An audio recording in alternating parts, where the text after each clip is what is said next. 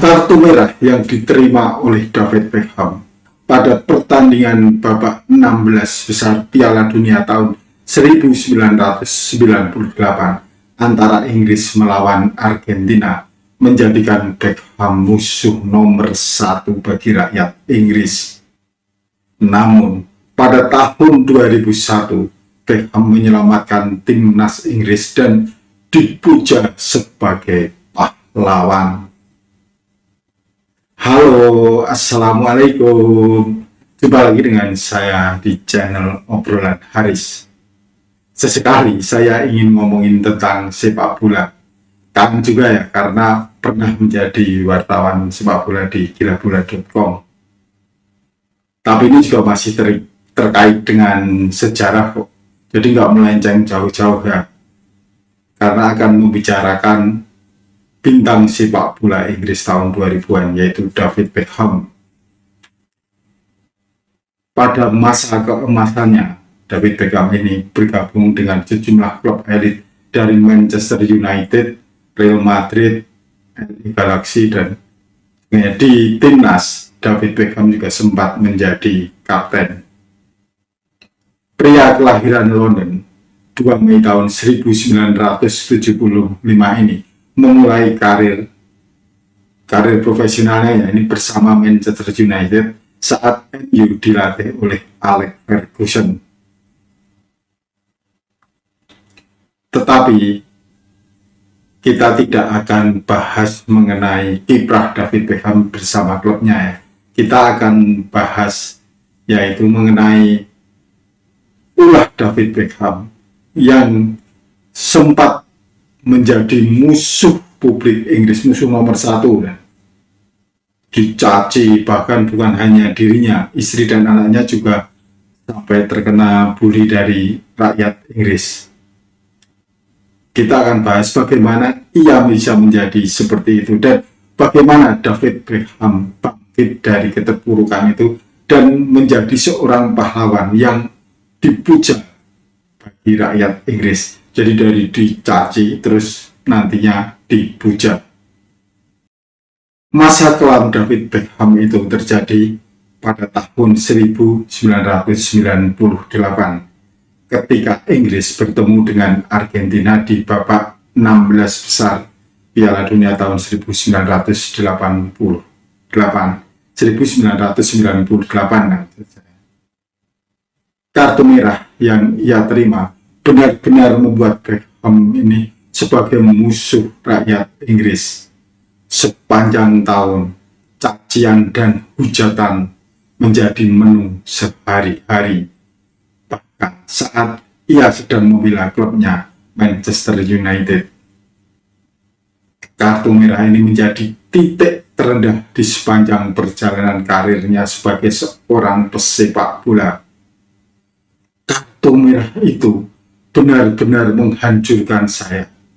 Rasanya saya ada di titik terendah dalam kehidupan.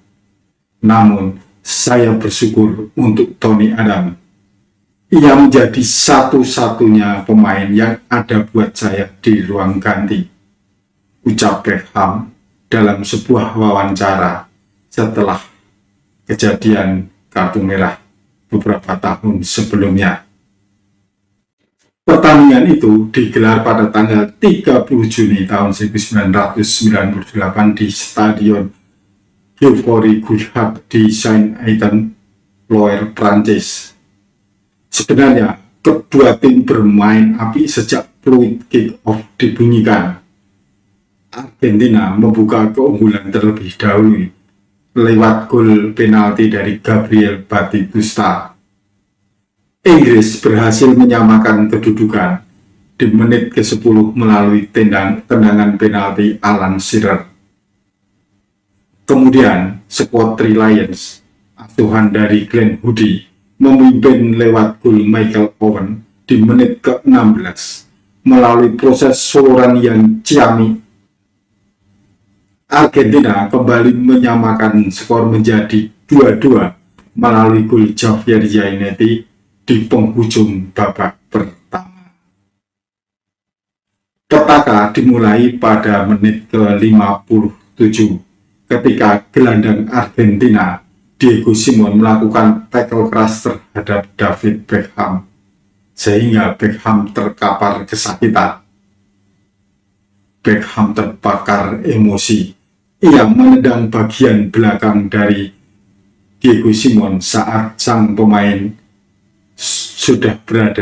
masih berada di lapangan di tanah ya.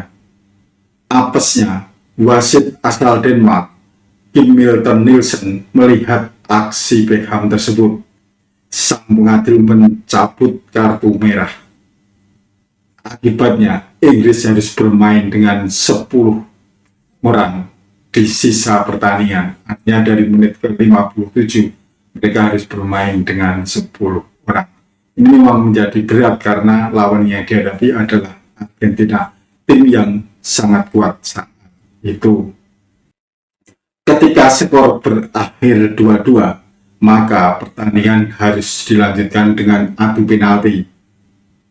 Di antara pemain timnas Inggris ini, David Beckham dikenal sebagai pemain yang jago atau spesialis bola-bola mati, sehingga tanpa kehadiran Beckham dalam adu penalti ini merupakan kerugian yang sangat besar bagi timnas Inggris. Dan benar, Inggris harus takluk melawan Argentina dengan skor 3-4. Dua pemain Inggris yang gagal melakukan eksekusi penalti adalah Paul Ince dan David Batty. Publik Inggris merasa jika Beckham ada tentu hasilnya akan berbeda. Jadi intinya Beckham menjadi kambing hitam atas kekalahan tersebut. Kekalahan ini tentu membuat David Beckham dibenci publik. Sebuah tabloid di Inggris melancarkan kampanye brutal. Wajah David Beckham dicetak dan ditaruh di papan dart. Sebuah boneka replika bahkan digantung di depan publik. Kebencian itu diluapkan supporter Inggris di banyak tempat. Ketika Beckham membela timnya Manchester United, banyak orang melempari Beckham dengan botol, bahkan meludahinya. Kebencian itu bukan hanya ke David Beckham, tapi juga menjalar ke keluarganya, menjalar ke istri dan anak-anak Beckham yang ikut menjadi korban caci maki. Orang-orang dewasa meludahi dia dan melemparkan botol. Perilaku penuh kebencian ini diulangi di hampir setiap pertandingan yang dimainkan Inggris atau Manchester United. Dengan murka, supporter Inggris memutuskan Beckham bersalah atas kemenangan Inggris di Piala Dunia. Sebuah toko daging sampai menempatkan dua kepala babi di jendela depan toko dan memberi nama David dan Victoria. Victoria itu istrinya David. Kata kenalan ini diungkapkan Beckham dalam bukunya yang berjudul The Life and Career of David Beckham. Beckham dan keluarganya menerima ancaman pembunuhan yang berlangsung selama bertahun-tahun saat bermain bersama klubnya Manchester United. Pada musim berikutnya, bukan pada tahun 98, yang masih dicemooh, bunyi siulan dan bahkan lemparan benda dari tribun. Saya berharap ada pil yang dapat diminum yang dapat menghapus kenangan tertentu. Saya membuat kesalahan bodoh itu. Itu mengubah hidup saya, kenang David Beckham. Cacian dan hinaan dari publik Inggris ini tak membuat David Beckham menjadi kendor, malah menjadi pemacu untuk tampil lebih baik dan lebih baik lagi guna menebus kesalahan di masa lalu. Ia menjadi pribadi yang lebih fokus dan tabah, bekerja tanpa henti untuk mendapatkan kembali kehormatan dirinya dan juga kehormatan timnas Inggris. Dan kesempatan itu datang pada tahun 2001 ketika timnas Inggris melakoni pertandingan kualifikasi Piala Dunia 2002 melawan Yunani pada 6 Oktober tahun 2001 di Stadion Old Trafford, markas Manchester United. Sebenarnya Inggris hanya butuh hasil imbang untuk lolos secara otomatis.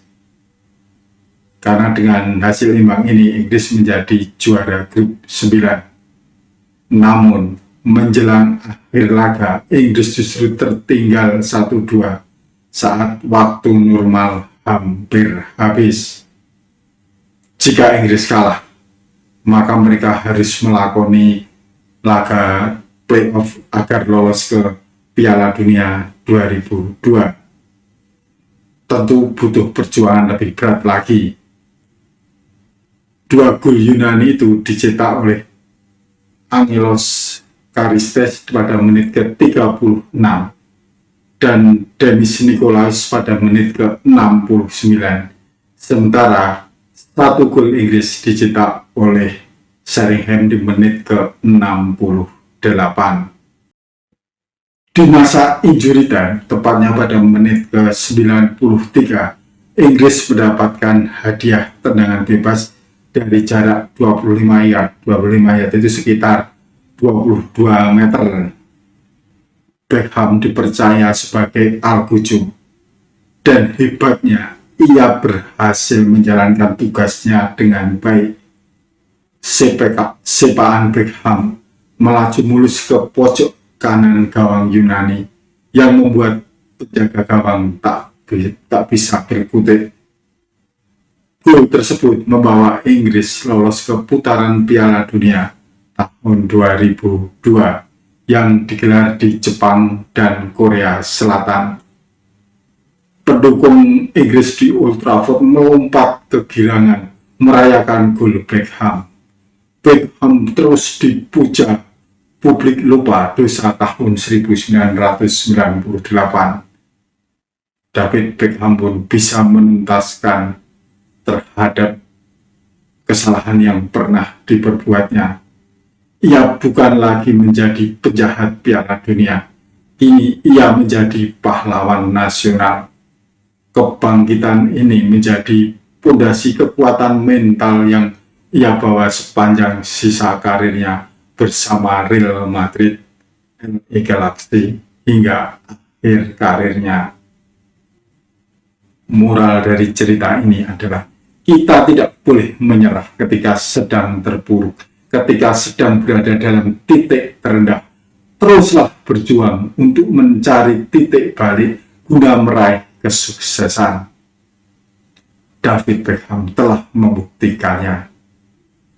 Sampai jumpa pada pertemuan berikutnya dengan topik yang berbeda. Wassalamualaikum warahmatullahi wabarakatuh.